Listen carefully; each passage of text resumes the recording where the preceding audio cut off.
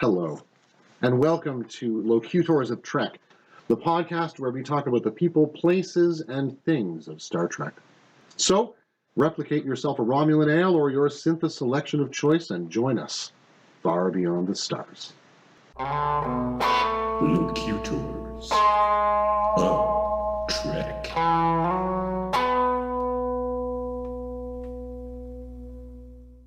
Program initiated. Enter when ready. Welcome. It's good to have you with us again. Here we are back on the Holodeck. Ahoy. It's me, Dave. And me, Davan. We are Locutors of Trek. And our topic this week is actually going to interrogate the very thing we are in right now. The Holodeck itself. What are they? How do they work? Why do we use them? What are they good for? And from here on out, we will be talking like we're in a Dixon Hill novel. That's right, see? We're on the holodeck, you see? Yeah. Yeah. Yeah. See? Well, having done that, Mr. Hill. Well, why don't we have a technobabble? Let's do it. Let's do it. So, I suppose that gets to our first question. What is it? What is a holodeck? Mm-hmm. Yes, well... Well, we've seen a couple of shapes of them. We've seen the classic black room with yellow lines. Mm-hmm. We've also seen versions of it on Deep Space Nine with sort of a more pole and tube assembly on the walls. Mm-hmm. And Voyager's holodecks were also slightly different, as were Quark's holo suites. So there's a variety of models or product packagings, clearly, of holodecks. They're a widespread technology in use by many species. But what exactly defines it as a holodeck? Interactive. Interactions with... It's the realism that really impressed in the early episodes of TNG. Absolutely. There's verisimilitude, there's interaction, and there is a certain freedom to explore. The holodeck is a kind of giant sandbox that way, right? Depending on the program you've set up. So we've got holograms, which is three-dimensional photonic objects. Images of some kind, yeah. And backgrounds. And Yeah, projected backgrounds on the walls, as Data shows Riker in the very first episode of TNG. Force fields. We have replication. Also has certain points of gravity control. Gravity manipulation. Yeah, those are kind of the four main components and of course, just the massive amount of software dedicated to just processing stories all of that, too, right? and the different programs you can choose from. Yeah, and we the know customizability, they're so impressive. We know that takes an enormous amount of computing power, because the accident which creates Moriarty, as I recall, momentarily uses an enormous amount of the ship's computational ability to create something that can honestly outwit Mr. Data. And in Our Man Bashir, it was the only computer powerful enough and complex enough to house the consciousnesses of the away team. And that's because it has something like a pattern buffer in it. So that's, in one sense, a lot of the technologies that the Federation or Earth was using before it acquired a holodeck were to become instrumental in the usage of this thing as an entertainment or investigative or a recreational or recreational device. So it's a tall order to see how we'd fulfill that anytime soon. Though there's been some amount of a breakthrough in the news, I believe, quite recently. Yeah, I think you sent me an article recently about a breakthrough in terms of holographic imaging, where the way in which holographs are fuzzy and choppy and through the multiple 2D images stacked on top of one another. And they really, they kind of appear quantized in a way. The application of an orthogonal image source, as far as now, please, anybody listening to this, correct me if and when I go wrong. I will likely do that in this explanation. Please do. I'm going to open up the Facebook so you can do that. That's right. Anybody who understands this better than us, and that's likely most people. Or send us an email.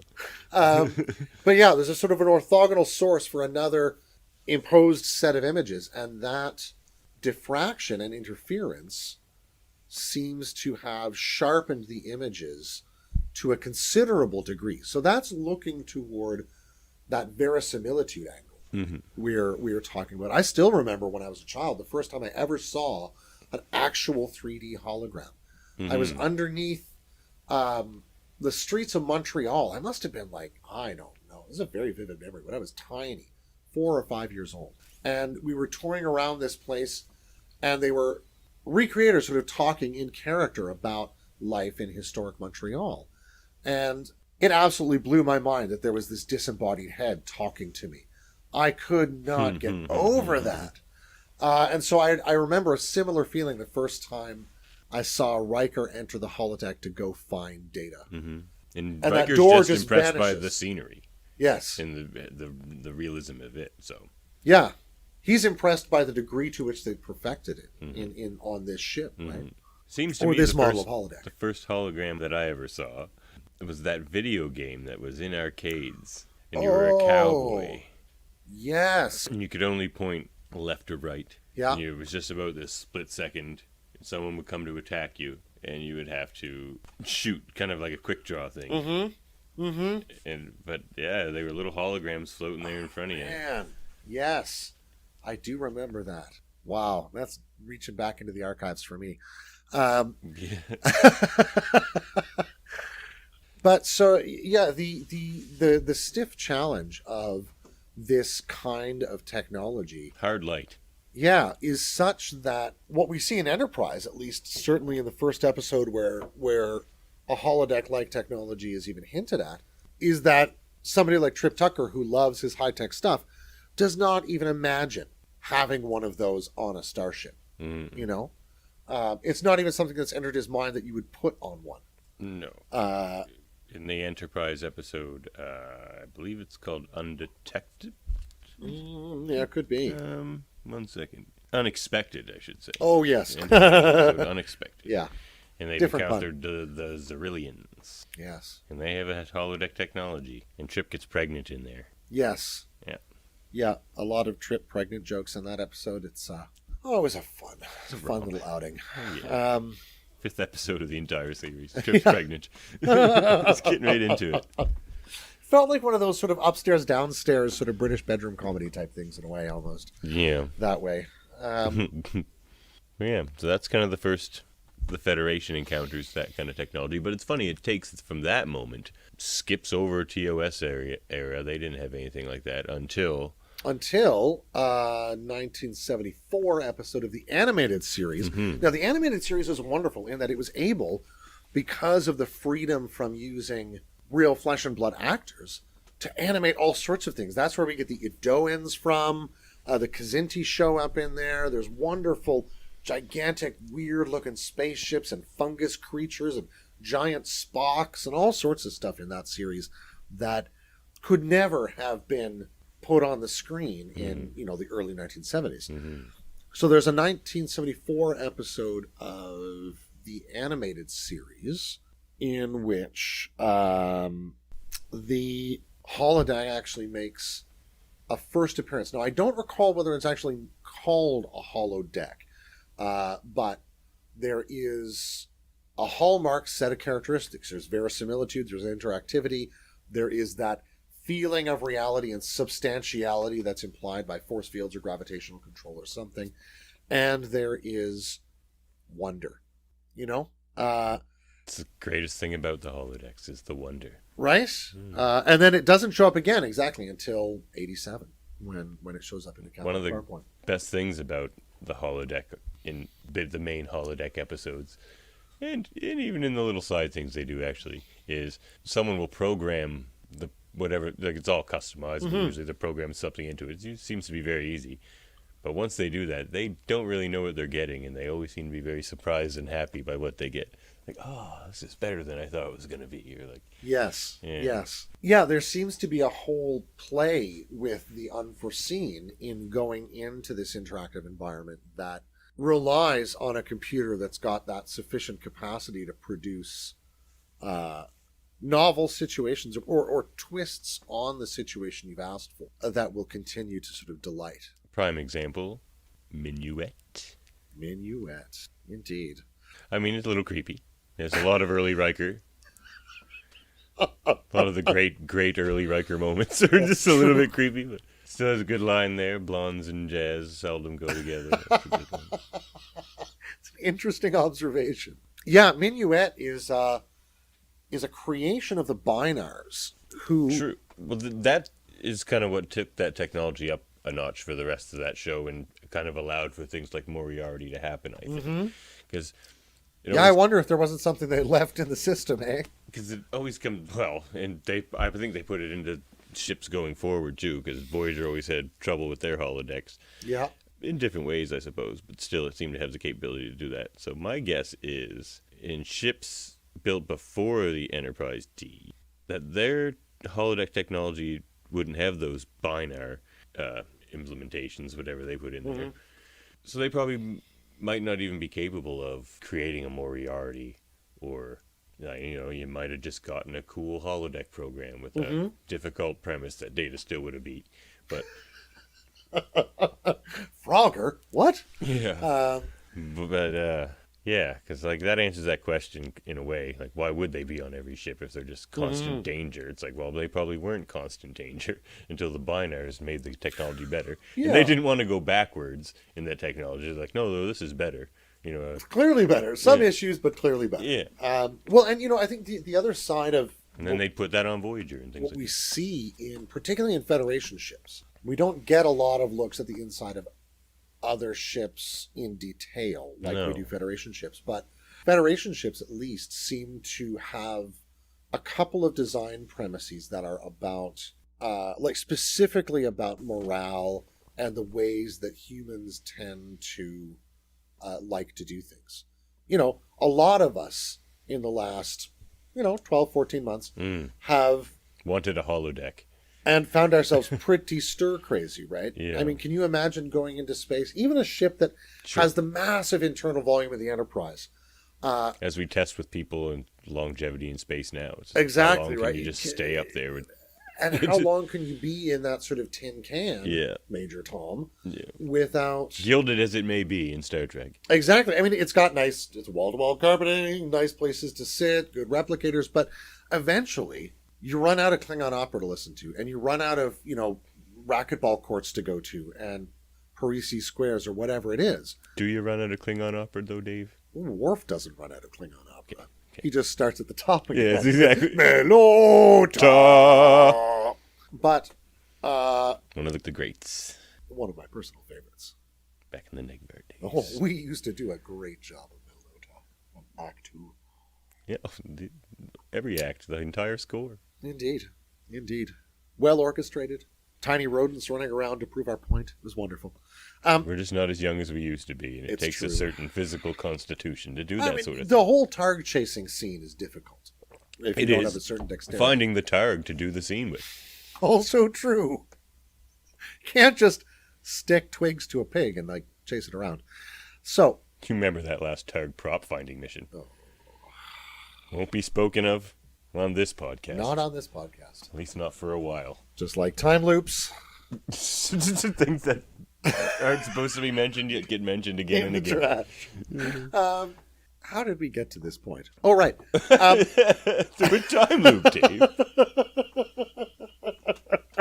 But the Federation seems to build its ships around, at least moving into the 24th century, is increasingly building its ships around taking account for leisure time and taking account for long-term deep space voyages that are going to keep people aboard ship for weeks, if not months at a time, even between stops.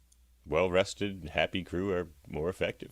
Exactly. And it's specifically true of for humans. every reason. You can give a Klingon a hard piece of metal to sleep on and sing songs not with if him. you're a Klingon, yes. You don't and he'll just be fine. He'll be as irritated as he ever is when he gets we to whatever don't he's going to soften conquer. our bodies Right? with cushions and pillows. Excellent. Nor did we back in the Negvar days. And we're still paying for it. That's true. Oh, my lumbar. What's that in Klingon?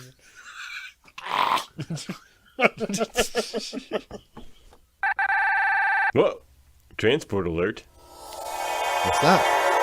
Oh, it's Mr. Scott. Mr. Scott? Hello again, gentlemen. I thought I blocked that transporter signal. Can't After get around last my time. engineering. Well, he got here on time this time. See? Good job on that chronomatrix, bud. Don't worry. Things get better all the time. Ha! There's Lesepians. Dodgy Lesepians. Yes, Mr. Scott is actually here on time expected with 3 debate topics. We each have 3 debate topics in a new segment I like to call 3 times 3 equals 9. I call this segment Debate 9. Nice. Now, let me find us a better setting for Debate 9. Why are we in the infirmary? We are here on Deep Space Nine for Debate 9, and yes, we are in the infirmary because there are going to be 15-second one-against-one kind of back and forth, and we're in the infirmary in case of any sick burns. Ooh, sick burns. All right. So, All right. in this segment, there will be 1 debate master and 2 debaters, and we'll rotate that around. Check. And we'll have 30. You'll have 30 seconds each, and then we'll do it at the end of that.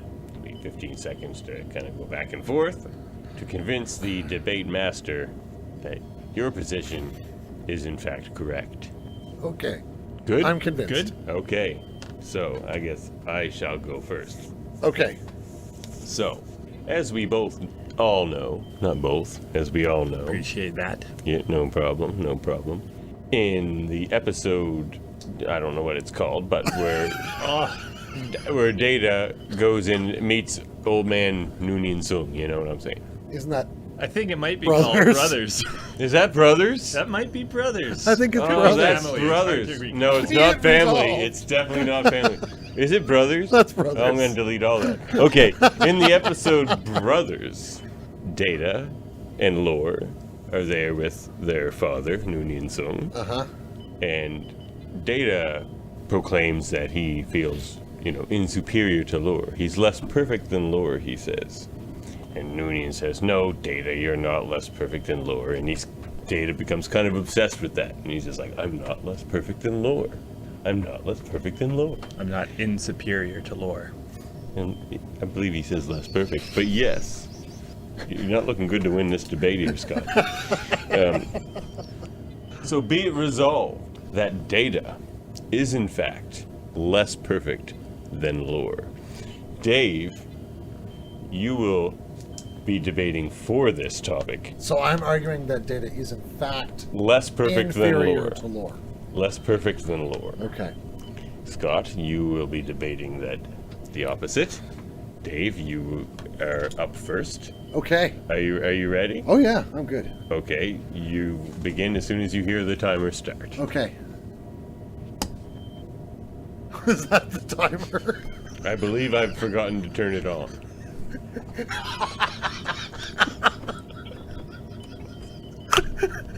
So,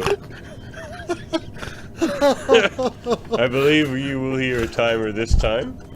So if you're still ready to form your argument, I believe I am ready with my timer technology. Okay. I'll go. Is your timer ready? The Latin perficere is defined as to make whole or to make complete. When Noonien Sung created Lore, he made him complete, with circuits offering him basic emotional responses. When Data was created later after the objections of the colonists, he omitted the Your time is piece. Data is... up. Hold on. You have to have a timer as well. Nice try. I don't think I need 30 seconds to rebut that. Oh, wow. Ooh. Wow, here we go. Data is clearly more perfect than Lore. We need only look at their head-to-head matchups, in which case Data is pretty much undefeated, I believe. Let's check. Data Lore. Lore wound up floating through space for 2 years. Brothers, his own father told him, you're not less perfect. Descent, Lore brought the Borg for his battle and still took the L. Data is clearly the superior brother. Wow, well timed as well. Now there will be 15 seconds of back and forth debate starting when you hear the timer start. I'd like to revisit the fact that Data is apparently insuperior to Lore. I'd like to revisit that too.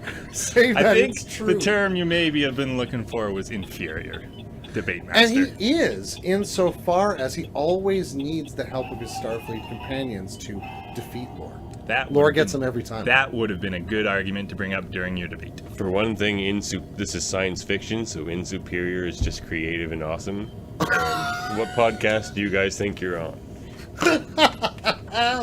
Two good, very good arguments. I thought Dave was going to have it with the making one whole, all faults and all argument. But I think Scott came in with the one thing that could actually defeat that idea of being less perfect than Lore with they have gone head to head a few times, and would not the more perfect being come out victorious in those meetings? And Data did again and again with help, but not so much in a lot of those episodes. It was often just kind of Data versus Lore in a lot of those situations. And I would agree with you, Dave, that Lore is a more complete being, or at least in what we see it as being representative of what a human is. But who's to say if that's more perfect? And the victories that Data has over Lore, I think, would kind of call that into question, and going to give that one to Scott. Lovely. Mr. Scott takes the opening debate 9. Even with the Latin. The Latin was impressive, and Well, as was the argument, but for Mr. Data's sake, I'm glad anyway. I was putting Dave in a situation there. I knew you didn't want to debate against Data, so it was a bit of bit of shenanigans on my part.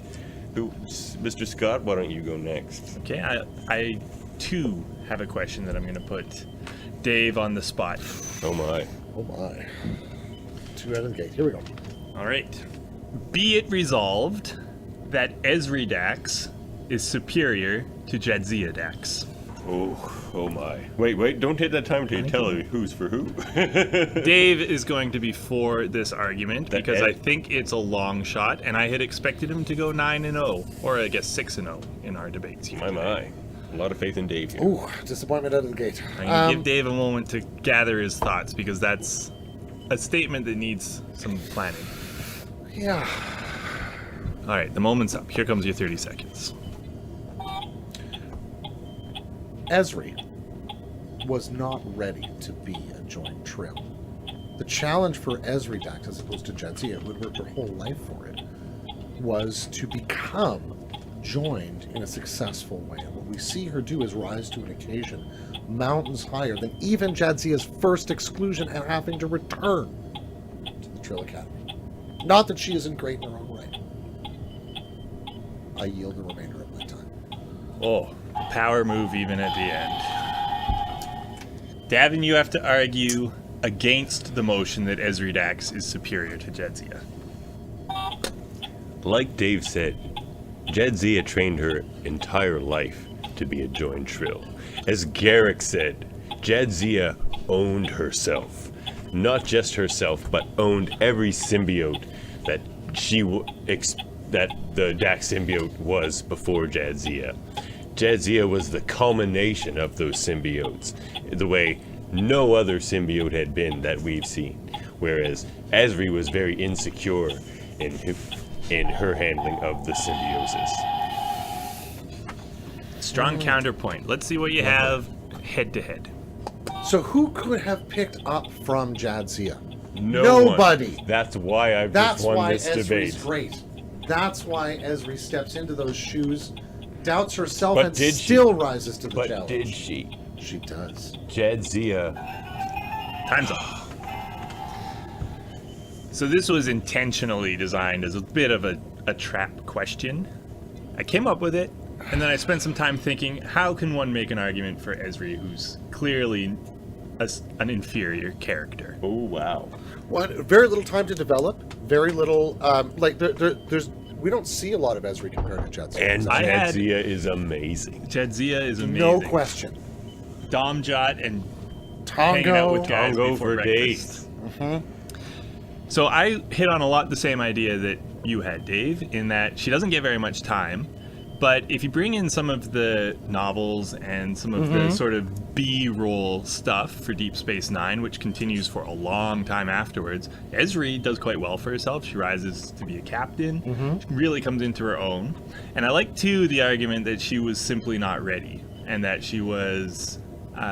we saw growth with her, perhaps, in a different way than we saw with Jadzia. Now, Jadzia arrives fully formed, addresses... Not true. Nearly. Addresses with Kira the underrepresentation that TNG was hammered on for a very long time. Whereas Ezri, she comes in as a counselor. She comes in very unsure of herself. Counselor on this show. Pardon. Very unsure of herself and takes a while to sort of get her act together. I did like the appeal to authority to bring Garrick into it. Could have also included the fact that Garrick spent some time with Ezri specifically to tell her to get her act together. Was clearly a favorite of Jadzia. So I'm gonna give this one to Dave. With the caveat that this was a difficult point and I'm giving him a couple of handicap points. Handicapped Dave. Well, thank Well, you. of course you're going to think he's going to go 6-0 with handicaps. Okay, so I think it's my question now, right? Yes. All right. I will be the Debate master. Debate locutor. I am the locutor. Okay, so this is from a Klingon listener, long-time listener, first-time debater. Okay. Conquest. Yeah. Be it resolved. Yeah. Conquest is the most effective space foreign policy. Scott, you'll be arguing for this. Davan, you're arguing against. Done well, Conquest will leave you with nobody to stand up against you. If Conquest is failing, it's because you are not doing it properly. Done correctly, there will be no one left. So it's hard to beat that as far as a strategy. You yielding the rest of your That's time? all I got to say about that. That's all you got to All say. right, that's all he's got to say about that. Well, I'm going to use Scott's time. No. I'm just like, so now do we just wait the timer out? What do we do now? Okay. All right, you ready? Go. If Conquest was truly the best space foreign policy, then the Klingon Empire, the Romulan Empire, the Cardassian Empire would all be bigger than the Federation. But are they? No, the Federation is bigger than all three of those combined, or at least close. Those empires don't get the benefit of the different cultures and the differences, the IDIC of those different cultures. Nicely timed. Nicely timed. And now for our 15-second free-for-brawl. IDIC, man, this is a Star Trek podcast. The Federation is huge. Of course, if you're going to appeal that way, the reason that the Klingons, Cardassians, and Romulans aren't bigger is because they aren't good enough at what they're trying to do. Because they're creating enemies and not allies. Allies Crush are your enemies, powerful. you don't have to worry about your enemies. All right. That was a very strong opening. Going for the sort of hatchet guy efficacy quest. Sort of, touring the facility and picking up slack sort of opening was nice. Sort of, I appreciated the ethical turn we took into the sort of essential beating heart of Vulcan ethics there as they lay the foundation for the Federation's foreign policy. Oh, this is hard. Ultimately, the wide-reaching implications of diplomacy, I think, do win the day. But it was awfully close. We are a point up. All right, back around to you, sir. Okay. So, be it resolved that Commander Edgington is in fact a great hero. Arguing for this, Scott. Arguing against this, Dave. Are you ready, Scott? Yes. For someone to be a hero, they need to be looked up to. And for the fatal efforts of the Maquis, I can't think of a better leader than Commander Eddington. Went down with the cause. He did everything that he possibly could. He even went into the belly of the beast. And in the end, he paid the ultimate price and went down as a martyr. If that's not a hero, I don't know what is. The martyr is the hero. Interesting. Certainly a martyr amongst Maquis. Like, Perspective is everything. You're not going to be a hero to everybody. Chakotay's ship was called the Valjean. To those, you're going to be a hero. Oh, sorry, I'm trying. I'm Running cheating. over time That's here a little bit, Chakotay's yeah. ship and not Eddington's ship. Maybe it was Eddington's ship, but I think Chakotay's ship No, was the Valjean was the one in the Yeah. first episode of Yeah. Voyager, I think. Yeah. Exactly. Like, that's a nod to Eddington, right? Okay, I shouldn't be supporting Scott's argument. Fate Here, you Master's ready, got Dave? it, too. Yeah. The Valjean itself Hold is on. the Valjean itself is a nod to the kind of complex which made Eddington seem heroic, but his charisma merely allowed him to lead people into the kind of delusional complex he actually perpetuated over his whole life, running headlong into the kind of windmill of the Federation in order to satisfy his own desire to beat his essential enemy, his Javert in Cisco. So, in fact, his motivations were selfish and not for the cause. Interesting. Okay, we have 15 seconds to settle that. I feel like I took the loss last time based on a very Federation-centric point of view, and I feel that that was also a very Federation-centric argument that we just heard. Not that the Maquis doesn't have its merits, and there are interesting ones to be had, but his own behavior But the dooms timer him. went off. I like the way it ends. That was a tough one, actually. I mean, I buy Dave's argument that perhaps the motivations were selfish because he is obsessed with French melodrama. Yep. I almost used the word Hugo-9 at one point. that might not help me. But the way I see Scott's argument was, who are you asking that question to? Are you asking Yeah. a Federation officer if Commander Eddington is a hero, or are you asking a settler in the Cardassian zone? I think you Commander get very Cisco different is going to answers. give you a very different answer than one of the displaced settlers. And I didn't make Trade that the clear. uniform. I didn't make that clear whose perspective that was supposed to be from. And that's fair. So I That's part think of the question. by default I have to give it to Scott because there are certainly people out there who would consider Chakotay's ship is called the Valjean. No, it's a beautifully Is argued that not a point. heroic figure? Beautifully argued point. Plus he's Canadian.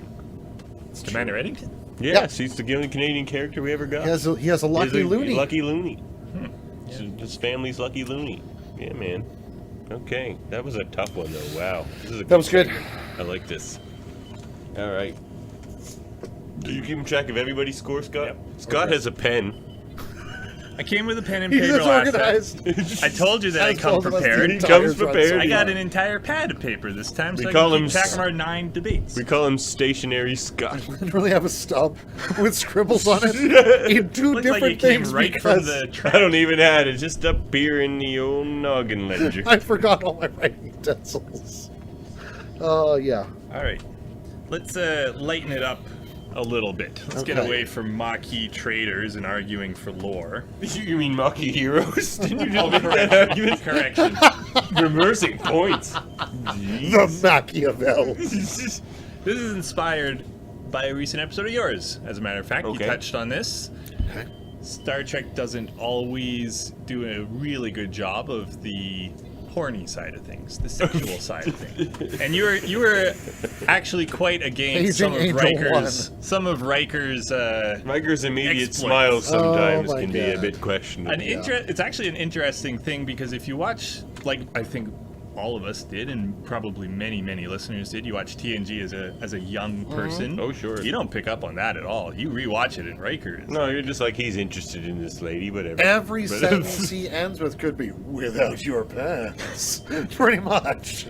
No, I love his scene with Guy. It's just like, your eyes are the stars. Like, shut up. Shut up, kid. And so that's not always handled especially well within Star Trek. Another thing Star Trek traditionally tends to struggle with is when characters are intentionally trying to be funny. The humor side doesn't always work perfectly. And so somebody's going to have to argue for one of these. And I know, Davan, you were against Riker's exploits in the last episode. So, Dave, be it resolved that horny Trek... This is going to get reversed on me. That horny Trek is superior to funny Trek. Oh my god. Okay. Dave's arguing for horny? Dave's arguing for horny because you were clearly against this in a recent episode. Oh, Jeez. Pepe Le Pew is showing up, it sounds like. oh, he's been canceled. Shit. Your 30 seconds starts now. Minuet. The horny side of Star Trek is the greater side of Star Trek because it shows the kind of wonderful discovery that's involved in finding strange new worlds and civilizations in Star Trek, but in a way that also appeals to the sort of basic biological urges of what we are as animal beings. And, you know, Minuet. I'm good. Okay.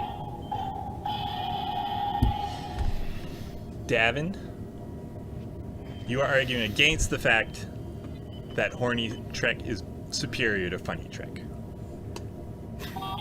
I'm just going to come at this unconventionally and just list off hilarious episodes of Star Trek. Take me out to the Holosuite. Every Ferengi episode in Deep Space Nine. Not the cross-dressing one. That's not his The argument. humor of Star Trek is what makes Star Trek. O'Brien and Bashir. And Phlox in Enterprise. Tuvok's hilarious business in Voyager.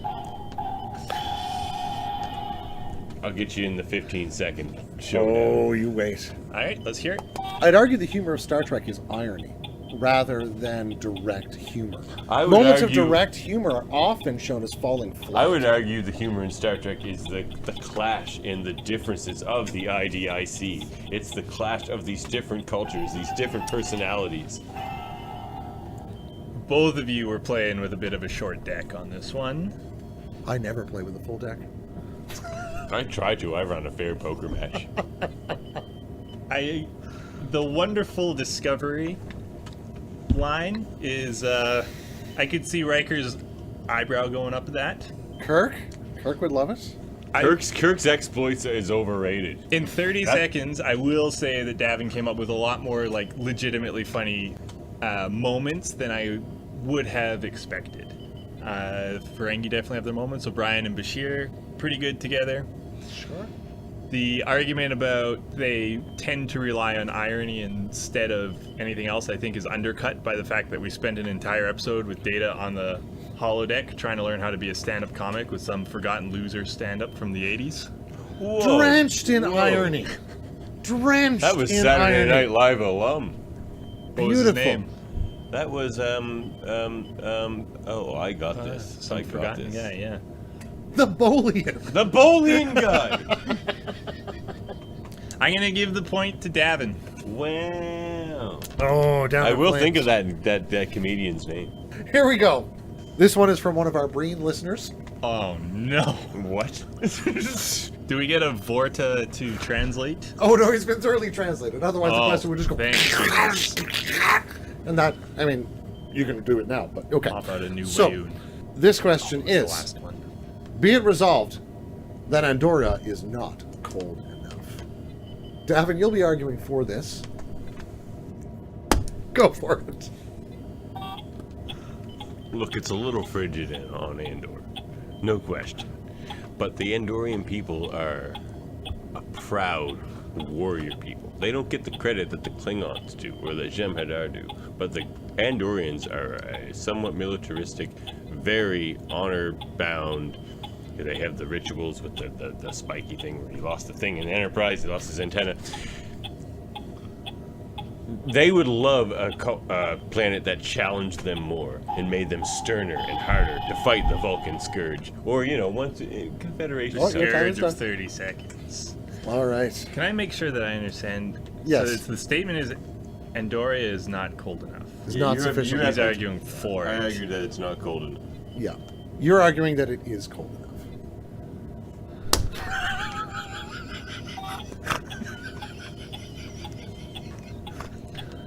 Having beamed around space-time extensively, I can say without a shadow of a doubt that that bloody planet is cold enough.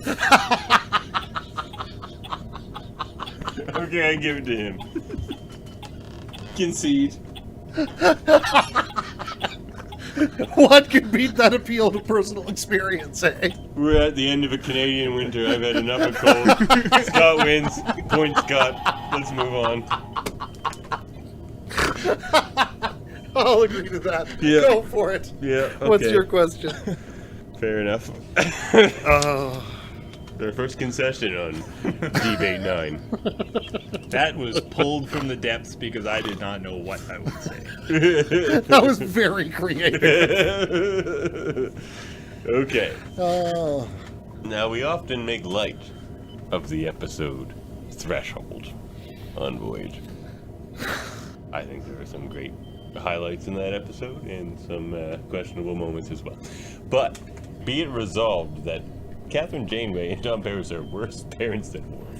Dave, you will be arguing for this. Okay. Scott, you will be arguing against. Okay, so I'm arguing they're worse parents than Worf. Yes. Okay. Oh, all right. From the depths of their lizard brains, these two former Starfleet creatures abandoned their progeny to start a whole new idiotic species on planet wherever the hell that was. I don't remember the name. Worf sent his son to Earth to live with his own parents. His mother makes excellent roquette blood pie. That's not shabby. It's not an easy parenting decision to make, but way better than clutching and cleaving. Clutching and cleaving. Scott.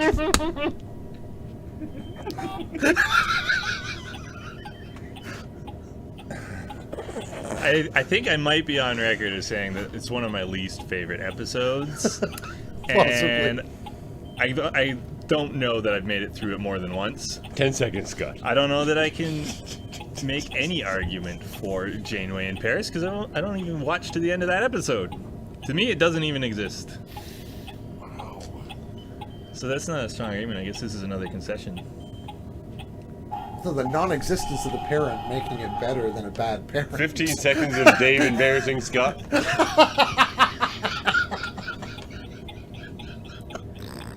Run out of time there, Dave.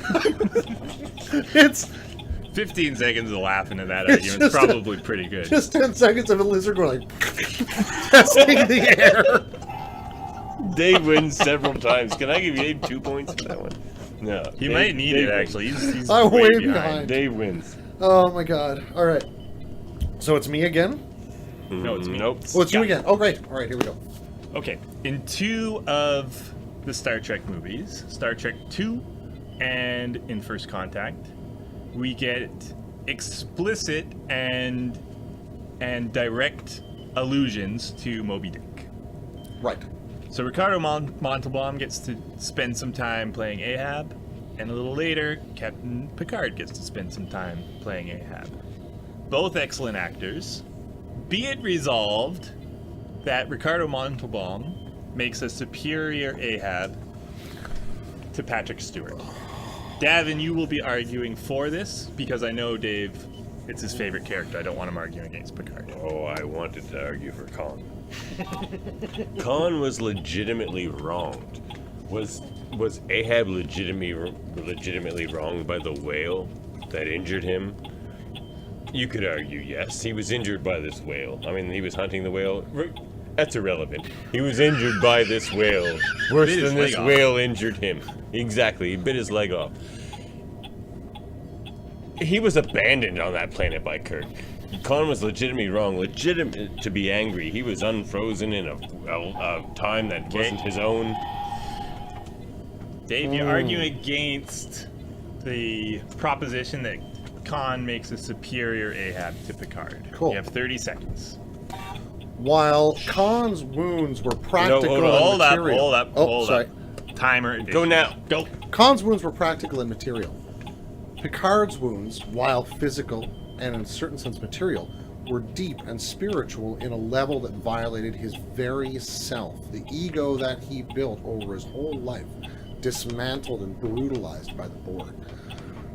That is the white whale he hunts. He hunts the loss that hounds him every day and makes him dream of it at night. Head to head for 15 seconds. This is an argument This about far Ahab and his no whale. farther! Picard's whale is a hypothetical. Khan's whale, Picard's he whale knows is what the his white whale Borg. is. It's Kirk. He is Ahab, or Kirk is Ahab. Oh, the Borg is a great Khan is Ahab, Kirk is the whale. idiot thing. He has his enemy. The legit wound is... I don't know that that's the tack I would have taken here. Picard, I think, has a very strong argument that he has a legitimate wound. I think we may have spent an hour or more debating that very recently on this very podcast. Khan does have a legitimate wound. He does have a specific target, but so does Picard. And the Borg, as an entity, are a perfectly good stand-in. He also spent some time in that movie specifically talking about how the Borg Queen was the focus of that malevolent force. Testify. This is a clear point for Dave. From hell's heart I stab at thee.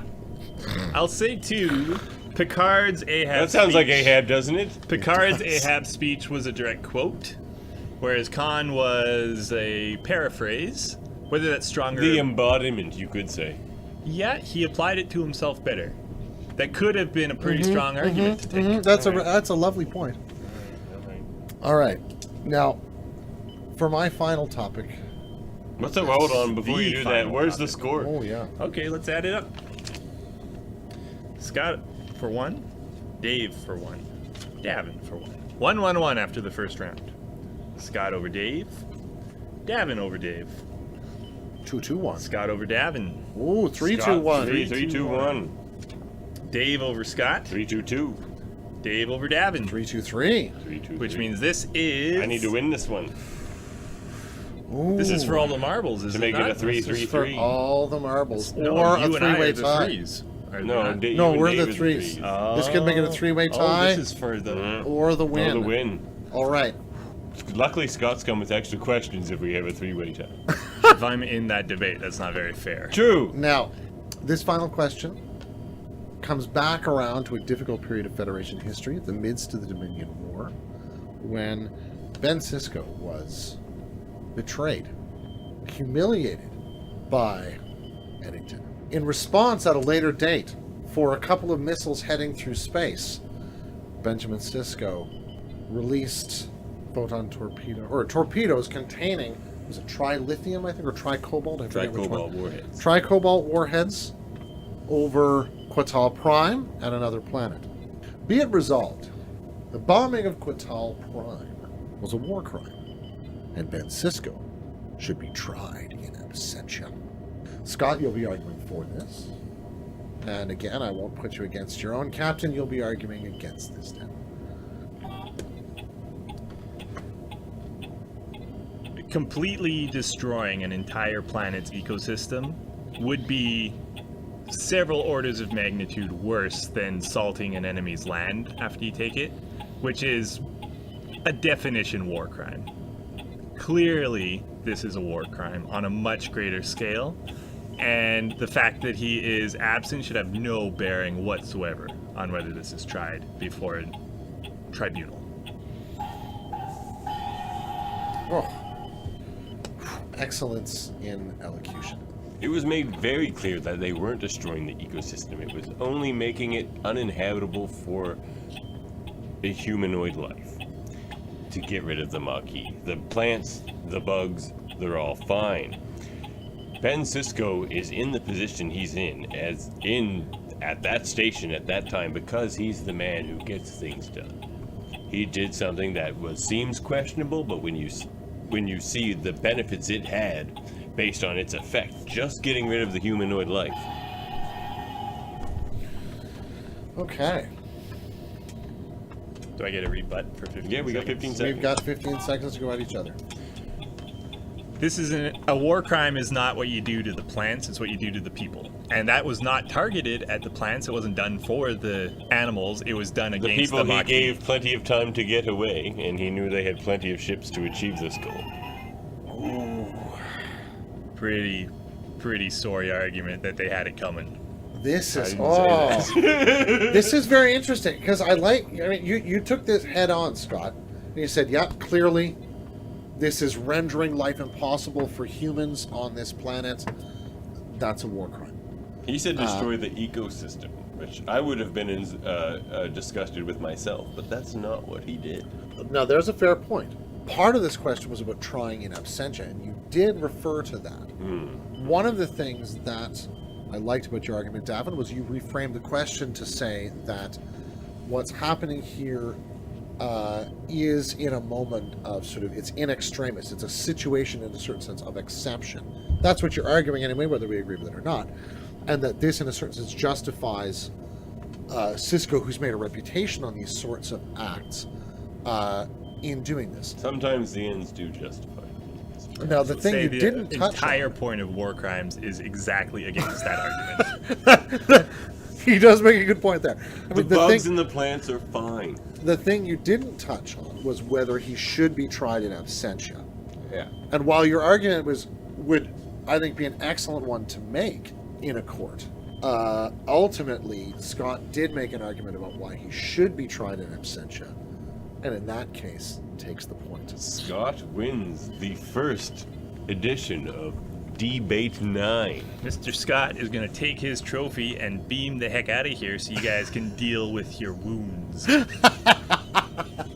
Lick our wounds on the way Dave, back maybe to you the should help me infirmary. disconnect and block that transporter signal this time. It didn't work last time. I'm dealing with some sick burns over here. That's why we're in the infirmary. You're welcome. Thank you. Thanks, Mr. Scott. Pleasure, gents. Bye-bye. Bye. Beaming out.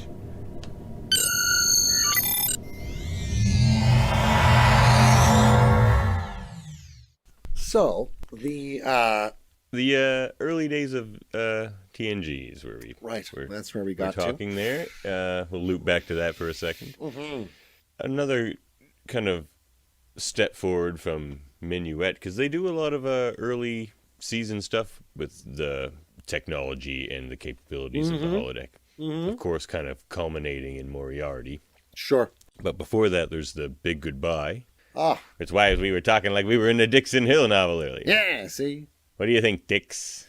I'm going to call Dave Dix for the rest of this episode. It's like Picard, but I'm not Dixon Hill. I just look like him. Like, whatever, Dix. Then he forgets he's talking to a hologram.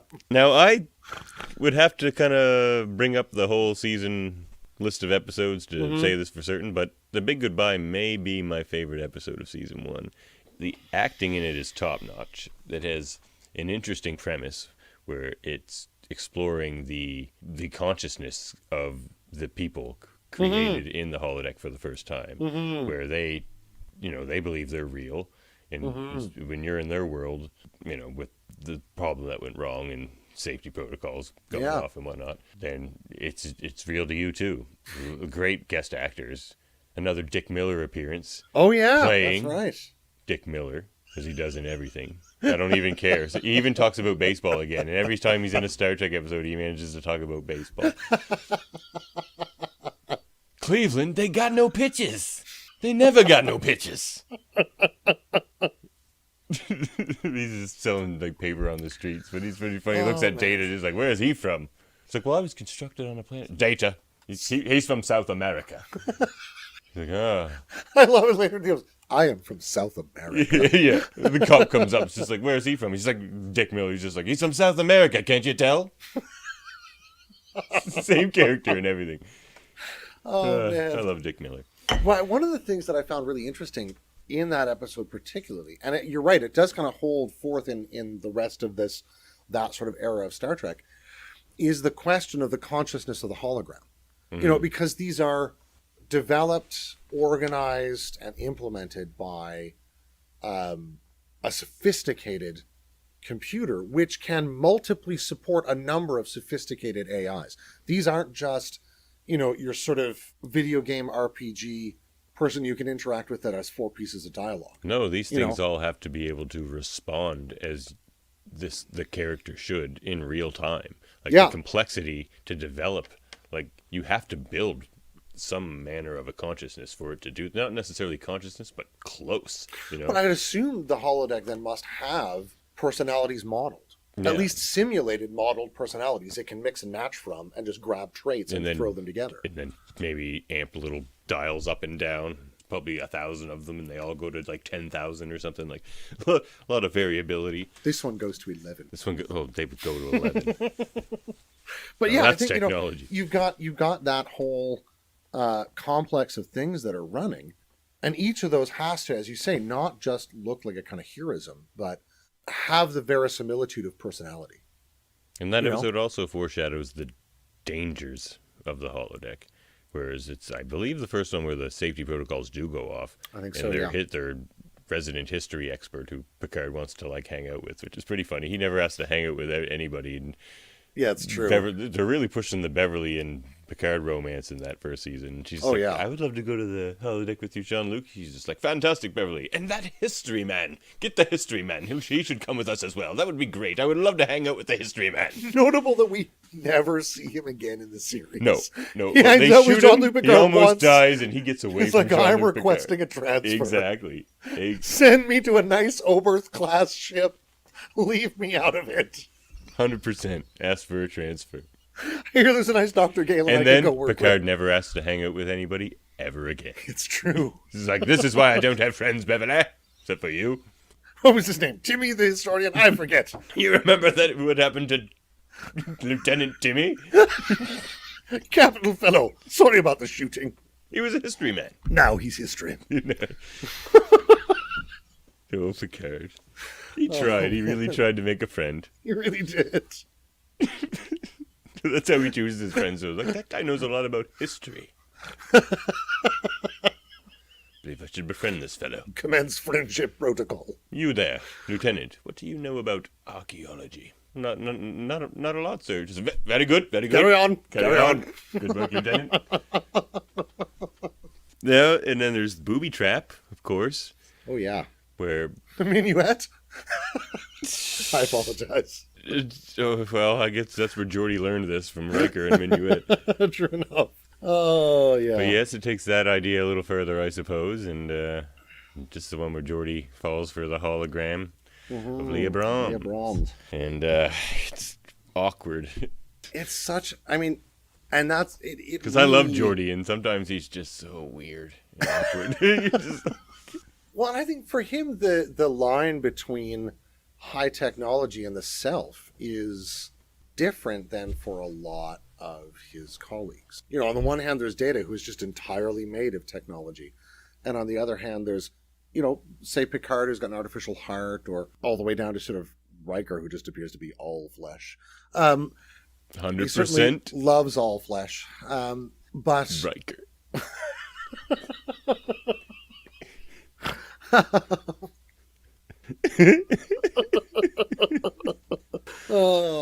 100% red-blooded Riker there, that's Dave. pretty much it. Good old Alaskan Riker. Not a drop more, not a drop less. 100% Riker. Spaceman. There's Geordi's sensibility about how technology and sort of natural organic forms interact, I think is a bit different than other people's. But you're right, he kind of goes head over heels for this person who loves and made what he loves. Be very receptive to him as well. Right? It's programmed for a productive working relationship. Yeah. Yeah. So, yeah. Which they point out to him. Somebody points out to him, but didn't you program her to like you? He's like, well... Shut up. And that's another theme about the holodeck that comes up. It has an addictive quality to it.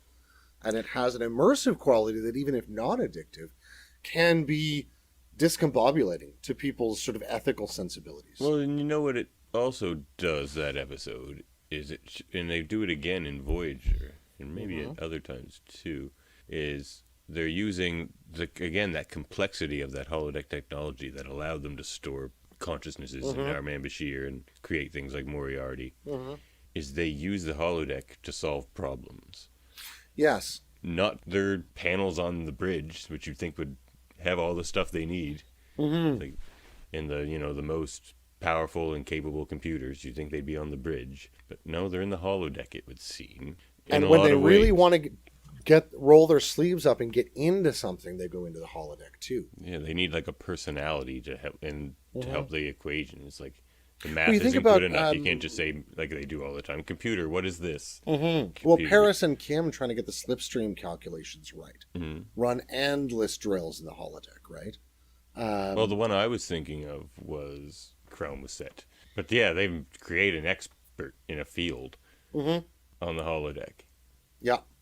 Just by programming the known information about that person and then some personality traits. Just stereotypical Cardassian ones, but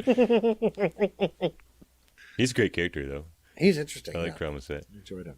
But no, that wasn't even the example I was trying to think of, I don't think. Well, there's a number. I mean, there's a great TNG episodes with the creatures coming out of subspace and kidnapping people, when they cut off and reattach Riker's arm and they do stuff to Worf. And Troy takes them to the holodeck to try and engage in a shared recollection experience. And they end up constructing the table on which they were restrained and the noises of the room around them, the clicking and all that stuff. Yeah, that's true. And that has a really visceral reaction on the characters in that space. It does. Because it brings them back to the reality of their own experience in a way that they couldn't honestly really remember. No, the handle was different. Yeah, but they know these things, right? They've got it somewhere in their subconscious. That was a creepy scene, actually. That's a really good scene. It's a great... Oh, it's really... that's kind of a horrific episode.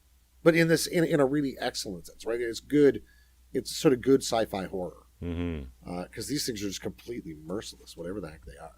Well, yeah, I think you were kind of leading to the issues of addiction that people might... Yeah. Of course, we know of a crew member who is particularly susceptible to such a thing. Oh, yeah. Reginald Barclay. Our dear friend Reg. Who had a peculiarly bad case of holo addiction. Yes, because he was also addicted to creating characters out of his coworkers. Yeah. Which makes it a little weird. Well, and, I mean, fair ball, it's his personal time, but it's just, Yeah, I can see it being a kind of weird. escapist release. And that certainly seems to be how he uses it. But the ways and, his ability to cope without constantly returning there is what ends up becoming an issue, right? Yeah, that's where they find out. It's just like, you're racking up like 5 hours of holodeck time a day here, bud. Yeah. And it's like, no, I'm using it to solve problems, he says. He says that's what his reason. He's like, I have an engineering in there, and I... Yeah. And, maybe at one point he even did. Like, you coming up with anything? Yeah.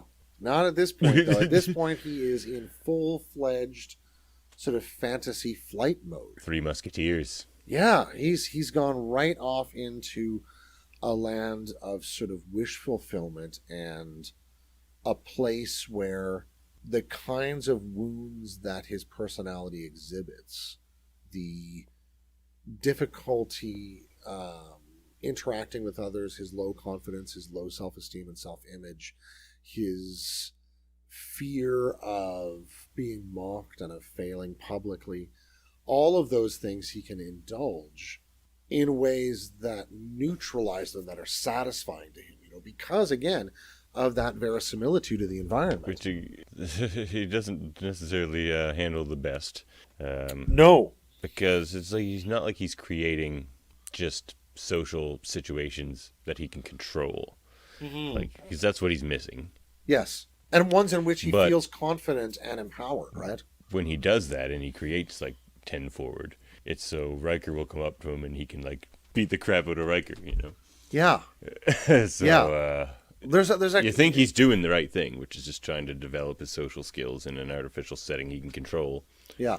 but he's not. He's just like getting petty revenges and stuff. Yeah, and I think that there's a way in which that tips. Yeah, he's tipped over from the kind of possibly therapeutic aspects of a holodeck into the escapist, addictive, ultimately self-punishing aspects of the holodeck for himself, really, because he's not helping himself, and he's sort of affirming his worst fears outside of the holodeck whenever he's not, whenever he's there outside it.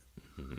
I mean, I think he's the character that we see who has the most problem with holodecks over the course of Star Trek. I mean, there's a great Jeffrey Well, unless you Combs. count about the Doctor and his family, he has a bit of difficulties with the old fam at home. Yeah. Some difficulties there. Yeah, that's the Doctor fair. has his own particular holodeck difficulty. But again, the ending of that Krelmo set one is really good too. Yeah. He's just like, oh, so the captain's gonna shut me down? Is she, Doctor? He's like, she's left it up to me. Krelmo set's like, I predict a long working relationship and effective relationship between us, Doctor. He's got to cut it off. He just kind of glares at him. He's just like, I'm actually disappointed that you think that's what I was gonna do. Yeah. And then he says, computer. Like, he was feeling bad about it, but when Krell says that to him, actually don't like you very much, computer. Yeah. And it's a different And thing delete. for a hologram to turn off and delete another hologram. in Yeah, that sense, right? it was harder for him. Yeah. And another scientist that he respected, at least in his field, for a while. Sure. Certainly respected his intelligence and his abilities, if not his methods and practices. Yeah, I can imagine becoming pretty hooked on a holodeck myself, Oh, it would be fun. I would basically just live in Star Trek, though, which is the ironic part. I need Star Trek to get a holodeck, but if I had a holodeck, I would just live in Star Trek. So... Well, it's interesting, right? Because I think we see our own culture or our own societies now grappling with the challenge of the compelling nature of virtualities, right? Mm-hmm. Of these devices we've got in front of us that help organize and phone and video and run addiction, our lives, and video right? game addiction. Sure. It would definitely be next level that. Yeah, I mean, God, how many YouTube videos do we all watch every day? I mean, that's got our eyeballs. It's not like these things don't operate a dopamine switch in our heads, right? I can only imagine the dopamine switch that's operated by a holodeck is profound. It's got to be one of the counselor's main jobs on a starship, really. Is just tempering people's 85% holo addiction, Yeah. 15% trauma. Yes. Depending on the ship, the ratio changes. The Defiant doesn't have a holodeck. It's all trauma. It's all trauma. And don't sit in Worf's seat. It's like the motto of their design team said, assimilate this. Yikes. Yeah. Oh, my. Tough little ship. Yeah, tough little ship. Little. Well, relatively speaking.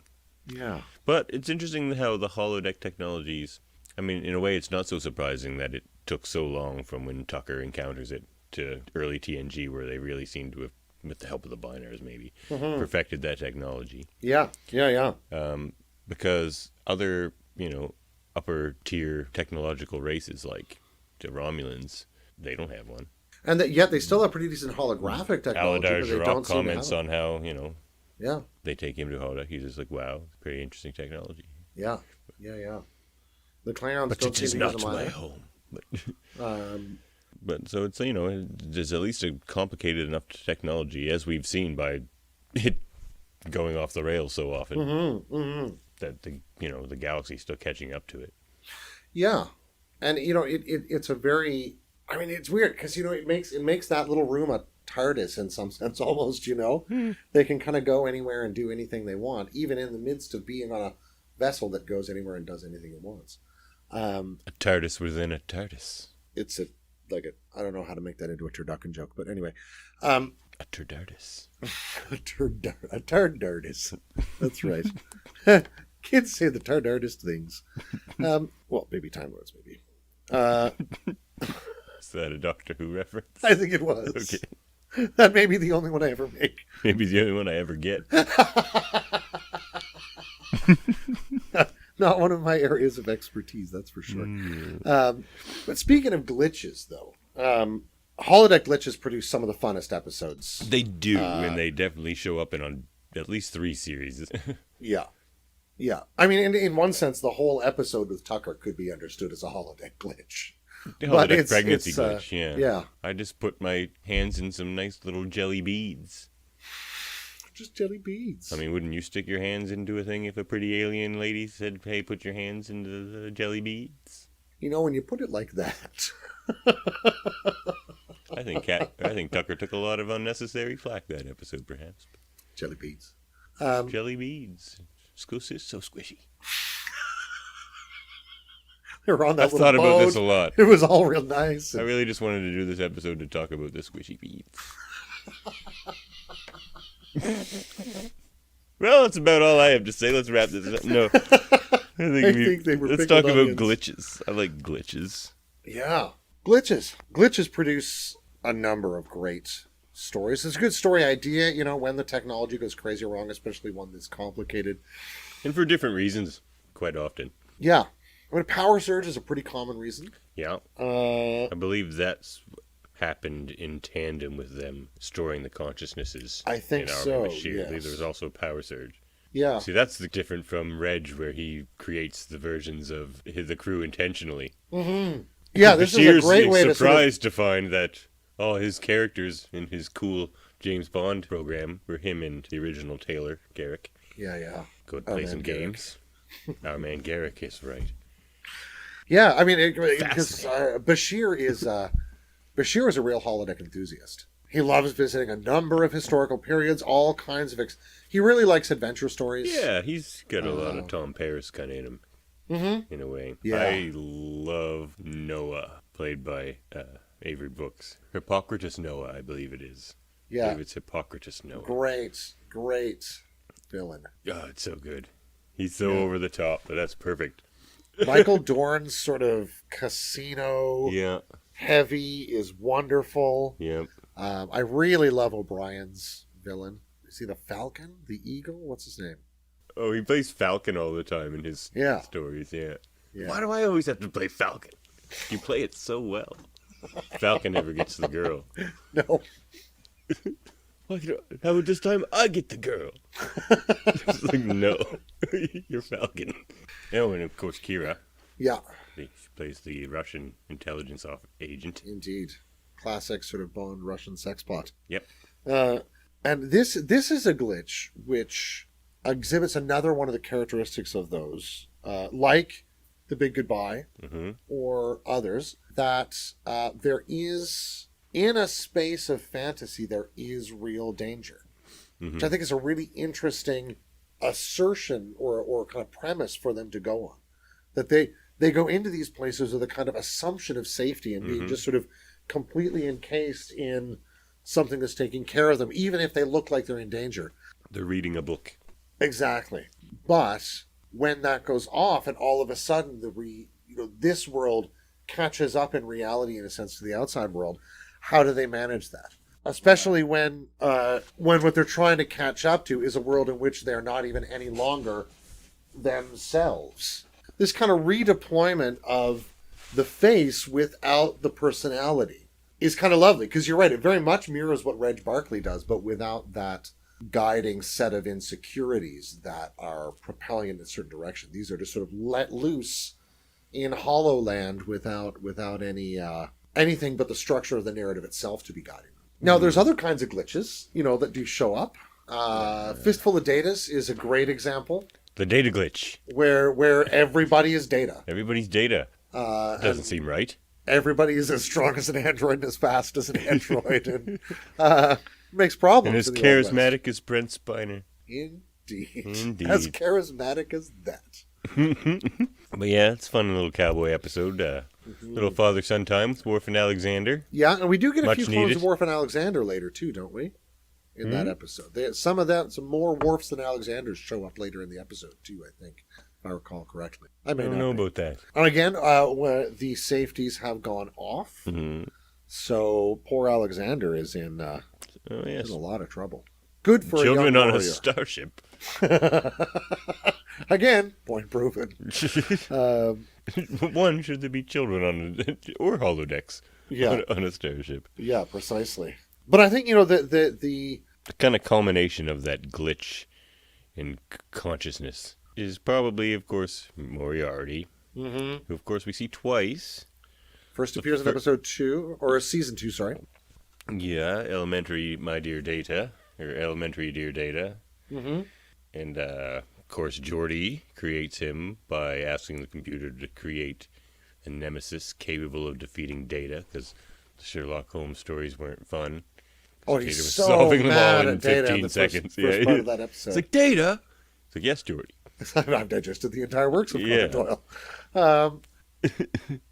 And it's a great episode to show up Pulaski, Dr. Pulaski's prejudice against Data, Yeah. which I think is probably, it's clearly something Data's experienced a lot of because of the ways in which he engages with her. But her ways of going at him seem a little bit novel. Well, he experiences it on the Sutherland as well. Mm-hmm. Absolutely. And I think he experienced it from early on from some of the colonists, who probably also were fearing that he would turn out like Lore. And then later in the Picard series, we see there was always some tension, and there was some people, Always. segment of the Federation that were never quite comfortable Yeah, with Data and the idea of more Datas. exactly. Yeah. But Moriarty. Yeah. So, Dr. Pulaski's bet is that he can't make an inductive leap or a deductive chain of reasoning that he's not already aware of. Mm-hmm. What he's really saying is that he's not capable of dealing with that unforeseen quality, which so marks their expected experience of the holodeck. Yeah. And that's going to be her sort of proof that he's just a tin man. And of a character and story like that. Yes. It's like, this should all be very challenging and very unexpected. Yes. I do like it that in the end, she's been sort of completely charmed by a hologram. And Yeah, she is. She he's in loves Mr. Moriarty. Data's debt by the end of She the likes episode. Moriarty more than she likes Data. Absolutely. I think she really enjoys her time with Moriarty. She clearly But has. Moriarty, because of the complexity of that character that the holodeck created, because of Geordi's instructions, is more human than Data. Mm-hmm. Yeah. Especially for kind of a folksy yet intelligent kind of type like Pulaski. Sure. Yeah. Sure. Doesn't mind being charmed by a smooth-talking intelligent gentleman. Oh, yeah. Yeah. Everybody likes a scoundrel in their life. Oops. Oh, Wrong franchise. But yeah, you got me thinking about that. We were talking earlier about the way in which the holodeck must needs be able to, with sufficient verisimilitude, model consciousness. And multiple consciousnesses at once. At least enough to keep them going by you. And doesn't have a cap on its ability to do that. Because the Doesn't more seem complex to. they can get with their instructions, the more complex it'll create a... Yep. But, you think about that giving emotions or emotional responses to Moriarty and accidentally confecting a consciousness there. Created a very emotional being there. Absolutely. I've never really taken a really hard look at that to see how close that Moriarty is exactly to the Moriarty described in Conan Doyle's Holmes stories. It'd be interesting to see if there are Confident, or what the yet a little bit divergences are insecure. between Moriarty and that and the one that shows up in Star Trek. Whether there is another sort of novel element there again. He's not exactly Conan Doyle's Moriarty. He's the Enterprise D's computer's Moriarty developed to defeat Data. And whether there are certain differences that would show up that way. But yeah, he quickly slips the surly bonds of holography and grabs control of the Enterprise itself. Played by a very fine actor. Oh, yeah. Indeed. Who also played Niles on The Nanny. Mr. Data! In Flushing Queens. Flushing Queen. Yeah. Yeah. We're dating ourselves again, I think. It's a good show. Giving our chronomatrix coordinates. Jeez, is it this episode or is it the next episode he shows up shipping a bottle? Where what he wants is, one, to leave the holodeck once he knows. But they tell him that's not possible. Yes. So or is it shipping a bottle where he wants Countess Bartholomew? Is that shipping a bottle? That's shipping a bottle.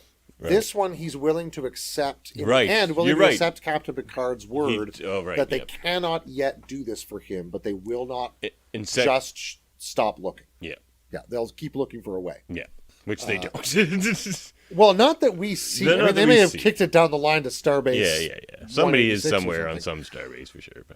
But they clearly don't make much progress themselves over the next few seasons until he shows up again. And he's felt all that time, which they did not expect. Yeah, they didn't think he would. And, he's... I wonder if the accident that creates him isn't very interesting to a young holo designer named Felix. Could be. You think about, you take those pieces of Binar tech you were talking about. I think the closest comparison we've seen to Moriarty is Vic Fontaine. Because the Doctor is a different creature again. But, I mean, Vic Fontaine has an ability to grab systems The Doctor that I would Moriarty also had. relate more to like Data, where he has to learn a bit more how to be human. Not quite so much as Data. Well, he starts out with real authentic emotional responses. Yeah. But without any selfhood at all. No, not Just a this straight up fully personality. formed human like Vic Fontaine. Because Data has loads of personality, but he doesn't have those emotional responses. You think about I guess that's the point I was going to make earlier. The fact of using that entire holodeck to do that, and the resource is ultimately the starship, I think really makes the point of, or makes an interesting comparison to the miniaturization required by Nooney and Sung to put that little thing in Data, where it was going to go in behind his ear or something like that. Yeah. That miniaturization, which would rely, of course, on the total power of his positronic brain to run it, would be a leap forward in that technology, which would be as big as them meeting the holodeck in the first place, I would think. Yeah. Deployed in a different way. So, in Ship in a Bottle, they have to inform Moriarty that he can, in fact, not leave the holodeck. Yeah. And then he does. And to their surprise, he walks out of the arch. Just fine. Yeah.